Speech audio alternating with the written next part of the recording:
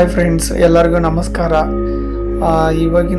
ಇವತ್ತಿನ ಒಂದು ವಿಡಿಯೋದ ವಿಶೇಷತೆ ಏನಂತಂದರೆ, ಬನ್ನರ್ಘಟ್ಟದ ಜೈವಿಕ ಉದ್ಯಾನವನ ಅಂದರೆ ಪ್ರಾಣಿ ಪಕ್ಷಿಗಳ ವಿಶೇಷತೆಯನ್ನು ತಿಳಿಸಲು ಹೊರಟಿದ್ದೇವೆ.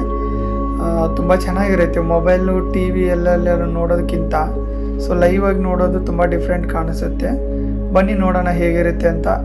ಫ್ಯಾಮಿಲಿ ಜೊತೆನೇ ಹೋಗಿದ್ವಿ. ಎಂಟ್ರೆನ್ಸಲ್ಲಿ ಜೀಬ್ರಾ ಹೆಸರುಗತ್ತೆ ಅಂತೇವಿ. ಅದ್ರ ಬಗ್ಗೆ ಮಾಹಿತಿ ಕೂಡ ಇಲ್ಲಿ ಕೊಟ್ಟಿದ್ದಾರೆ. ತುಂಬ ವಿಶೇಷವಾಗಿರುತ್ತೆ. ಮೊಬೈಲಲ್ಲಿ ನೋಡೋದಕ್ಕೂ ಮತ್ತು ನಾವು ಲೈವ್ ಆಗಿ ನೋಡೋದಕ್ಕೂ ತುಂಬ ಡಿಫ್ರೆಂಟ್ ಕಾಣಿಸುತ್ತೆ. ಅವುಗಳ ಆಹಾರ, ಅವುಗಳ ವಾತಾವರಣ ಎಲ್ಲನೂ ಕೂಡ ಅದಕ್ಕೆ ತಕ್ಕಾಗಿ ಸೆಟ್ ಮಾಡಿ ಹಾಕಿದ್ದಾರೆ. ಹಾಗೆ ಮುಂದೆ ನೋಡ್ಕೊಂಡು ಎಲ್ಲರೂ ಹೋಗ್ತಾ ಇದ್ವಿ. ಇಲ್ಲಿ ನೋಡಿ ಜಿರಾಫೆ. ಈ ಜಿರಾಫೆ ತುಂಬ ಡಿಫ್ರೆಂಟ್. ಯಾಕಂದರೆ ನಮ್ಮ ಚಿಕ್ಕಮ್ಮ ಅವರು ನೋಡಿರಲಿಲ್ಲ. ನೋಡಿಬಿಟ್ಟು ತುಂಬಾ ಆಶ್ಚರ್ಯ ಆಗಿದ್ರು. ಇದು ನೋಡಿದರೆ ನಿಮಗೆ ಆಶ್ಚರ್ಯ ಆಗ್ತಾ ಇರ್ಬೋದು. ನೀಲಿ ಜಿಂಕೆ. ಅದಾಗಿದ ತಕ್ಷಣ ನೆಕ್ಸ್ಟ್ ಬಂದರೆ ಹಾವು ಏನಂದರೆ ಅದು ಇಲಿ ತಿಂತಾ ಇದೆ. ಅಲ್ಲಿ ಇಲಿಗಳು ಬಿಟ್ಟಿದ್ದಾರೆ. ಇದು ನೋಡಿದ್ರೆ ಮುಳ್ಳು ಹಂದಿ.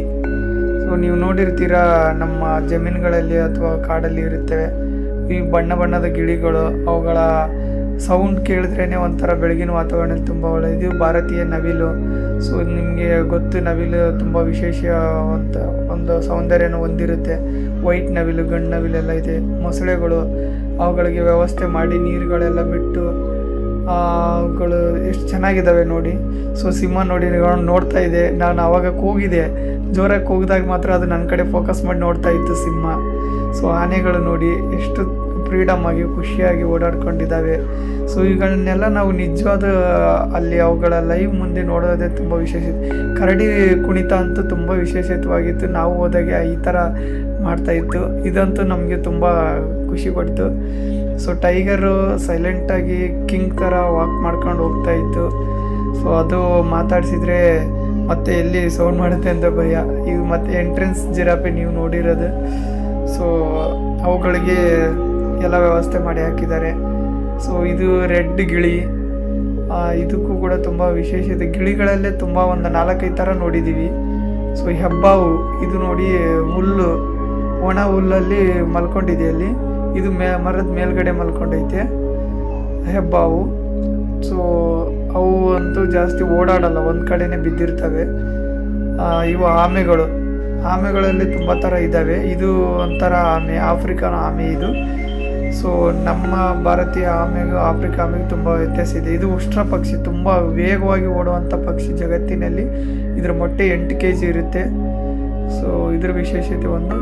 ಇದು ನೋಡಿ ಯಾವ ಥರ ಆಚೆ ಬರೋದಕ್ಕೆ ಟ್ರೈ ಮಾಡ್ತಾ ಇದೆ ಹಾವು ಅಂದರೆ, ಇದು ಕೇರೆ ಹಾವು ಅಂತೀವಿ.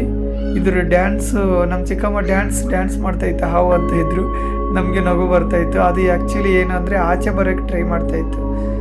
ಇದು ನೋಡಿದ್ರೆ ನಿಮಗೆ ನಾಗರ ಹಾವು. ಇದು ಅದು ಒಳಗಡೆ ಹೋಗೋದು, ಹೊರಗಡೆ ಆಚೆ ಬರೋದು. ಅವುಗಳಿಗೆ ಇಲಿಗಳನ್ನು ಬಿಟ್ಟಿದ್ದಾರೆ ತಿನ್ನೋಕ್ಕೆ. ಅವುಗಳ ವಾತಾವರಣಕ್ಕೆ ತಕ್ಕಂಗೆ ವ್ಯವಸ್ಥೆ ಮಾಡಿದ್ದಾರೆ. ಇದು ಈಗ್ಲೋ ಅಂತ ಕಲರ್ ಆಗಿದ್ದಾವೆ. ನಾವು ಉಸಿರುವಳಿ ಅಂತಲೇ ಹೇಳ್ಬೋದು. ನೋಡಿ ಅಲ್ಲಿ ಗ್ರೀನಲ್ಲಿರೋದು ಗ್ರೀನ್ ಐತೆ. ಆಮೇಲೆ ಸ್ವಲ್ಪ ಹೊತ್ತು ಕೂತ್ಕೊಂಡ್ಬಿಟ್ಟು ಒಂದು ಫೋಟೋ ಶೂಟ್ ಮಾಡ್ಕೊಂಡು ಮತ್ತೆ ಪಕ್ಷಿಗಳು ನೋಡಕ್ಕೆ ಬಂದ್ವಿ.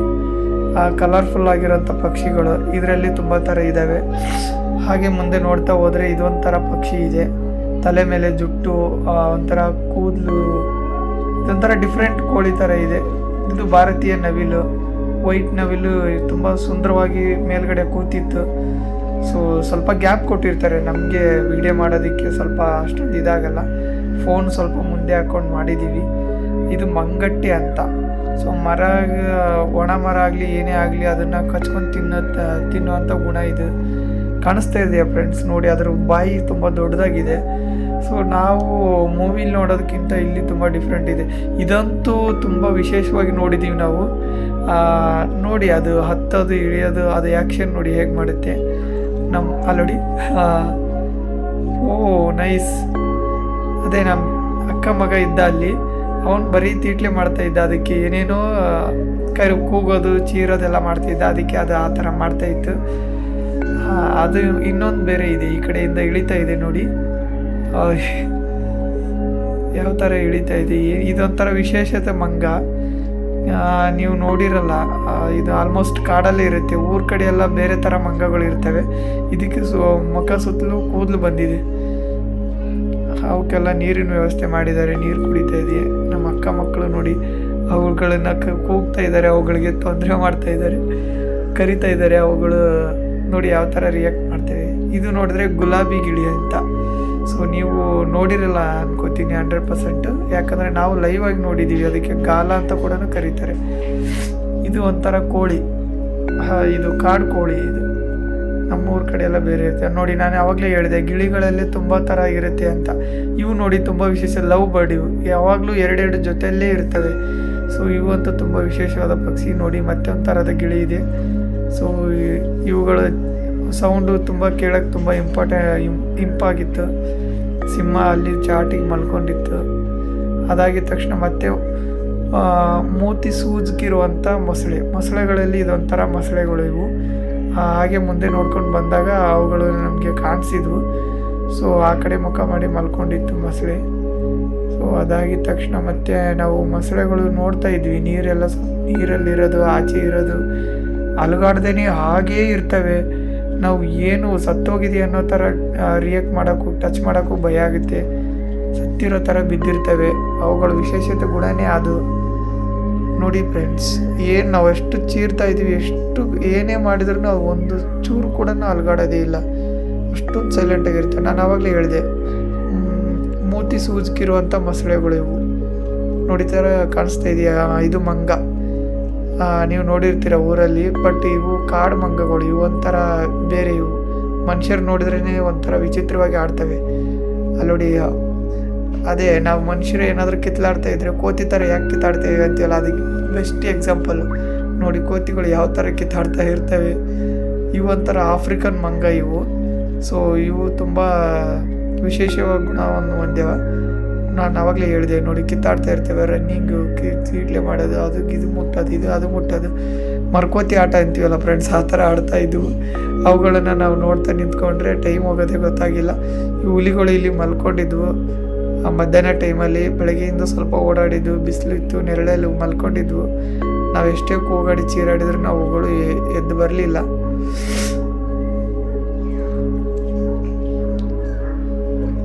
ನೆರಳಿಗೆ ಮಲ್ಕೊಂಡ್ಬಿಟ್ಟಿದ್ದಾವೆ.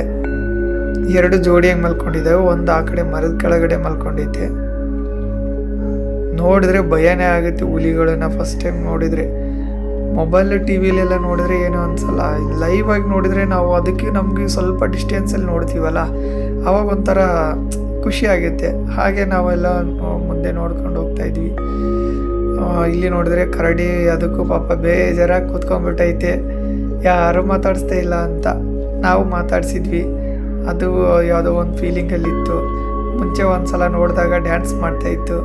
ಇವಾಗ ನೋಡಿದ್ರೆ ಸೈಲೆಂಟಾಗಿ ಕೂತ್ಕೊಂಡೈತೆ. ಮಂಗ ಏನಾದರೂ ಕೊಡ್ತಾರೇನೋ, ಯಾರಾದರೂ ಕೊಡ್ತಾರೇನೋ ಅಂತ ಕೂತ್ಕೊಂಡ್ಬಿಟ್ಟೈತೆ. ನಮ್ಮ ಹತ್ರ ಕೊಡೋಕ್ಕೆ ಏನೂ ಇರಲಿಲ್ಲ. ಆ್ಯಕ್ಚುಲಿ ಒಳಗಡೆ ನಾವು ಏನೂ ಫುಡ್ ತೊಗೊಂಬರೋಕ್ಕೆ ಅಲೋ ಮಾಡಲಿಲ್ಲ. ಆಮೇಲೆ ಪ್ಲಾಸ್ಟಿಕ್ ಕವರು ಕೂಡ ನಿಷೇಧ ಮಾಡಿದರು. ಉಷ್ಟ್ರ ಪಕ್ಷಿ ಕೂಡ ಇಲ್ಲೊಂದಿದೆ. ಅವುಗಳ ವಿಶೇಷತೆ ನಾನು ನಿಮಗೆ ಆವಾಗಲೇ ಹೇಳಿದೆ. ತುಂಬ ದೊಡ್ಡ ಮೊಟ್ಟೆ ಇಡುತ್ತೆ, ತುಂಬ ಫಾಸ್ಟಾಗಿ ಓಡುತ್ತೆ ಅಂತ. ಅವುಗಳ ಜಾಗದಲ್ಲೇ ಮರಿಗಳು. ಚಿಕ್ಕ ಮರಿಗೆ ನಾವು ಸ್ವೀಟ್ ಕೊಟ್ವಿ, ಆ ಖುಷಿಯಿಂದ ತಗೊಂಡು ಹೋಯ್ತು. ದೊಡ್ಡ ಮರಿಗಳು ನಮ್ಗೆ ಕೊಡ್ತಾ ಇಲ್ಲ ಅಂತ ಅವು ನೋಡಿ ಯಾವ ಥರ ರಿಯಾಕ್ಷನ್ ಮಾಡುತ್ತೆ. ಮಾತು ಬರೋ ಮನುಷ್ಯನಿಗಿಂತ ಮಾತು ಬರದೇ ಇರೋ ಪ್ರಾಣಿಗಳನ್ನು ನೋಡೋದ್ರಲ್ಲಿ ಎಷ್ಟೋ ಖುಷಿ ಆಗುತ್ತೆ. ಅವುಗಳು ತಮ್ಮದೇ ಆದ ಒಂದು ಯೋಚನೆಯಲ್ಲಿ, ತಮ್ಮದೇ ಆದ ಒಂದು ರೀತಿಯಲ್ಲಿ ಇರ್ತವೆ. ಏನಂತೀರ ಫ್ರೆಂಡ್ಸ್, ಕಮೆಂಟ್ ಮಾಡಿ. ಪ್ರಾಣಿಗಳು ಹಾಗೆ ಅಲ್ವಾ? ಈ ಥರ ಇದೊಂಥರ ರೀತಿಲಿ ಉಷ್ಟ್ರ ಪಕ್ಷಿನೇ ಅಂತ ಹೇಳ್ಬೋದು. ಇವು ಎಲೆಗಳು ತಿಂತವೆ, ಡ್ರೈ ಆಗಿರೋ ಎಲೆಗಳು, ಮತ್ತು ಏನೇನೋ ಹಣ್ಣುಗಳೆಲ್ಲ ತಿಂತಿರ್ತವೆ ನೋಡಿ. ಮತ್ತೆ ಇದಕ್ಕೆ ಬಿಸ್ಕೆಟ್ ಕೊಟ್ವಿ. ಕಾಸು ಕೊಡೋಕೆ ಹೋದರೆ ತಗೊಳ್ಳೋದಿಲ್ಲ. ಅದು ತಿನ್ನೋಕ್ಕೆ ಏನಾದರೂ ಕೊಟ್ಟರೆ ಮಾತ್ರ ತಗೊಳ್ಳೋದು, ಕಾಸು ಕೊಡೋಲ್ಲ ನೋಡಿ. ಹಸುವಿಗಿಂತ ದುಡ್ಡಿಗಿಂತ ಹಸು ಅನ್ನೋದು ಎಷ್ಟು ಮುಖ್ಯ ಅನ್ನೋದು ಪ್ರಾಣಿಗಳನ್ನು ನೋಡಿ ನಾವು ಕಲಿಬೇಕಾಗುತ್ತೆ. ಇಲ್ಲಿ ಕೂಡ ನರಿಗಳು ಹಾಕಿದ್ರು. ನರಿ ಅಲ್ಲಿ ಮಲ್ಕೊಂಡಿದೆ ಫ್ರೆಂಡ್ಸ್, ನಿಮ್ಗೆ ಕಾಣಿಸ್ತಾ ಇದೆ ಅನ್ಕೋತೀನಿ. ಮೇಲ್ಗಡೆ ಮಕ್ಕೈತೆ. ಆಮೇಲೆ ಇದೊಂಥರ ವಿಶೇಷ ಕತ್ತೆ ಕಿರುವ, ಇದು ಕೂಡ ಮಲ್ಕೊಂಡೈತೆ. ಅಲ್ಲಿ ನೋಡಿ ಒದ್ದಾಡ್ತೈತೆ. ಸೊ ಇದನ್ನು ನೆಕ್ಸ್ಟ್ ಮುಂದೆ ಒಂಥರ ಇನ್ನೊಂದು ಸಪ್ರೇಟಾಗಿ ಹಾಕಿದ್ದಾರೆ. ಅದು ಕೂಡ ಈಗ ನೆಕ್ಸ್ಟ್ ಬರುತ್ತೆ ನೋಡುವ ಅಂದರೆ, ಅದು ಸ್ವಲ್ಪ ಹತ್ತಿರದಿಂದ ನೋಡ್ಬೋದು. ಇದು ಇಲ್ಲೊಂದು ಮಲ್ಕೊಂಡಿದೆ, ಅಲ್ಲಿ ಮೇಲ್ಗಡೆ ಒಂದು ಐತೆ. ಸೊ ಡಿಸ್ಟೆನ್ಸ್ ಇರುತ್ತೆ ಫ್ರೆಂಡ್ಸ್, ಅದಕ್ಕೆ ಅದು ಸ್ವಲ್ಪ ಇದಾಗಲ್ಲ ನೋಡಿ. ಇಲ್ಲಿ ನರಿ ಕಾಣಿಸ್ತಾ ಇದೆ ಆ ಕಡೆ, ಇದು ತೋಳ. ಹಾಗೆ ಮುಂದೆ ಹೋಗ್ತಾ ಇದ್ದೀವಿ ಫ್ಯಾಮಿಲಿ ಜೊತೆ. ಆ ಫ್ಯಾಮಿಲಿ ತುಂಬಾ ಖುಷಿ ಪಟ್ಬಿಟ್ರು. ಟಿ ವಿ ಮೊಬೈಲಲ್ಲಿ ನೋಡ್ತಾ ಇದ್ರು ಇಷ್ಟು ದಿನ, ಇವಾಗ ಲೈವ್ ಆಗಿ ತೋರಿಸ್ತಾ ಇದೆ. ನೀರಾನೆ, ನಿಮ್ಗೆ ಗೊತ್ತಾ ಇದು ನೀರಾನೆ? ಯಾವಾಗಲೂ ನೀರಲ್ಲೇ ಇರುತ್ತೆ. ಬಿಸಿಲು ಬೇರೆ ಇತ್ತು, ನೀರು ಬಿಟ್ಟಿದ್ರು, ನೀರಲ್ಲೇ ಇರ್ತಾಯಿದ್ವು. ಕೆಲವೊಂದು ಸಪ್ರೇಟ್ ಹಾಕಿದ್ರು, ಇನ್ನೂ ಕೆಲವು ಜೋಡಿ ಹಾಕಿದ್ರು. ತುಂಬ ಭಯಂಕರವಾಗಿ ಸೌಂಡ್ ಮಾಡ್ತಾ ಇರುತ್ತೆ. ಜಿಂಕೆಗಳು ಇದರಲ್ಲಿ ತುಂಬ ಥರ ಇದೆ. ಕೊಂಬಿರೋ ಜಿಂಕೆ, ಚುಕ್ಕಿ ಇರೋ ಜಿಂಕೆ, ಪ್ಲೇನ್ ಜಿಂಕೆ. ಇವುಗಳಲ್ಲಿ ಇದು ಪ್ಲೇನ್ ಜಿಂಕೆ ಇದು. ಸೊ ಇವು ಒಂಥರ ತುಂಬ ಮೃದು ಸ್ವಭಾವ ಅಂಥದ್ದು, ತುಂಬ ಶಾರ್ಪ್ ಇರೋವಂಥವು, ತುಂಬ ಉದ್ದನೆ ಜಿಗೆ ಅಂಥ ಪ್ರಾಣಿ ಇದು. ನೋಡಿರ್ತೀರ, ಇವುಗಳ ಕಥೆನೂ ಕೇಳಿರ್ತೀರ, ಅವುಗಳ ಗುಣನೂ ಗೊತ್ತಿರುತ್ತೆ. ಸೊ ಲೈವ್ ಆಗಿ ನೋಡೋದು ಒಂಥರ ವಿಶಿಷ್ಟವಾಗಿತ್ತು. ಕೊಂಬಿರೋ ಜಿಂಕೆ ಅಂತ ಹೇಳಿದ್ನಲ್ಲ ಫ್ರೆಂಡ್ಸ್, ಅವು ಇಲ್ಲಿದ್ದಾವೆ ನೋಡಿ. ಸೊ ಇದು ಹೈಟ್ ಸ್ವಲ್ಪ ಚಿಕ್ಕದಿದೆ, ಕೊಂಬಿದೆ ಆ ಥರ. ಸೊ ಅದಾಗಿದ್ದ ತಕ್ಷಣ ಅವುಗಳಿಗೆ ಹುಲ್ಲು ಹಾಕಿದ್ದಾರೆ. ಒಂದೊಂದು ಪ್ರಾಣಿಗಳನ್ನು ನೋಡ್ಕೊಳ್ಳೋಕ್ಕೆ ಒಬ್ಬೊಬ್ಬ ಆನಿಮಲ್ ಕೀಪರ್ ಇದ್ದಾನೆ. ಸೊ ಅವುಗಳಿಗೆ ಏನು ಬೇಕು, ನೀರಿನ ವ್ಯವಸ್ಥೆ ಏನು ಬೇಕು ಅದನ್ನೆಲ್ಲ ಮಾಡಿ ಇಟ್ಟಿದ್ದಾರೆ. ಹಾಗೆ ನಾವು ಫ್ಯಾಮಿಲಿ ಜೊತೆ ಮುಂದೆ ಹೋಗ್ತಾ ಇದ್ವಿ. ಎಲ್ಲರೂ ತುಂಬ ಖುಷಿಯಾಗಿ ಇದ್ವಿ ಎಲ್ಲ ನೋಡಿಕೊಂಡು. ಇದೊಂಥರ ಕಾಡು ಕುರಿ. ನಾವೆಲ್ಲ ಊರಲ್ಲಿ ನೋಡಿದ್ದೀವಿ, ಕುರಿ ಮರಿ ಎಲ್ಲ ಸಾಮಾನ್ಯವಾಗಿ ನೋಡಿದ್ದೀವಿ. ಸೊ ಕಾಡು ಕುರಿನೇ ಇದು ಒಂಥರ ಏಷ್ಯಾದ ಆನೆ. ಇವು ನೋಡಿ ಫ್ರೆಂಡ್ಸ್, ನಮ್ಮ ಇಂಡಿಯಾ ಆನೆಗೂ ಏಷ್ಯಾ ಆನೆಗೂ ತುಂಬ ಡಿಫ್ರೆಂಟ್ ಇದೆ. ಸೊ ನಮ್ಮ ಇಂಡಿಯಾ ಆನೆಗಳು ಯಾವ ಥರ ಅಂತಂದರೆ ಸಡನ್ಲಿ ಮನುಷ್ಯರಿಗೆ ಕನೆಕ್ಟ್ ಆಗುತ್ತೆ. ದೇವಸ್ಥಾನದಲ್ಲಿ ಕೂಡ ನಾವು ಜಾಸ್ತಿ ನೋಡ್ತಾ ಇರ್ತೀವಿ. ಸೊ ಮನುಷ್ಯನ ಎಮೋಷನ್ಗೆ ತುಂಬ ಕನೆಕ್ಟ್ ಆಗಿಬಿಡ್ತೇವೆ. ಗಾತ್ರ ದೊಡ್ಡದಿದ್ರೂ ತುಂಬ ಮೃದು ಸ್ವಭಾವ ಅಂತ ಪ್ರಾಣಿ ಇದು. ಸೊ ಇದಕ್ಕೆ ನಾವೆಲ್ಲ ನೋಡಿ ತುಂಬಾ ಖುಷಿ ಆಯಿತು. ನಮ್ಮ ಅಕ್ಕ ಮಕ್ಕಳಿಗಂತೂ ನಾವು ನೋಡೋದಕ್ಕಿಂತ ಅವ್ರುಗಳಿಗೆ ತೋರಿಸಿ ಅವ್ರ ಖುಷಿಲೇ ನಾವು ಖುಷಿ ನೋಡೋದು ತುಂಬ ಖುಷಿ ಆಗಿಬಿಟ್ಟಿತ್ತು ನಮಗಂತೂ. ಆವಾಗಲೇ ಹೇಳಿದೆ ನಿಮಗೆ, ಕತ್ತೆ ಕುರುಬನ ಹತ್ತಿರದಲ್ಲಿ ತೋರಿಸ್ತೀನಿ ನೋಡಿ, ಯಾವ ಥರ ಮಲ್ಕೊಂಡಿದ್ದೀನಿ, ನೋಡ್ತಾ ಇದ್ದೀನಿ, ನಮ್ಮ ಕಡೆನೇ ನೋಡ್ತಾ ಇದ್ದೀನಿ. ಇದೊಂಥರ ಡೇಂಜರ್ ಪ್ರಾಣಿ ಇದು. ಹಾಗೆ ಮುಂದೆ ನೋಡಿದರೆ ಇಲ್ಲಿ ಚಿರತೆ ವಿಶೇಷತೆ ನಿಮಗೆ ಗೊತ್ತಿದೆ ಅನ್ಕೋತೀನಿ. ತುಂಬ ಫಾಸ್ಟಾಗಿ ಓಡುವಂಥ ಪ್ರಾಣಿ ಇದು, ಫಾಸ್ಟಾಗಿ ಓಡುವಂಥ ಪ್ರಾಣಿ. ಸೊ ಇದೇ ಕೊನೆಯಲ್ಲಿ ಹಾಕಿದ್ರು, ಇದೇ ಲಾಸ್ಟಿಗೆ ಮುಗೀತು. ಸೊ ಇದೇ ಥರ ವೀಡಿಯೋಗಳಿಗಾಗಿ ಸಬ್ಸ್ಕ್ರೈಬ್ ಮಾಡಿ. Thank you so much. Thanks for watching.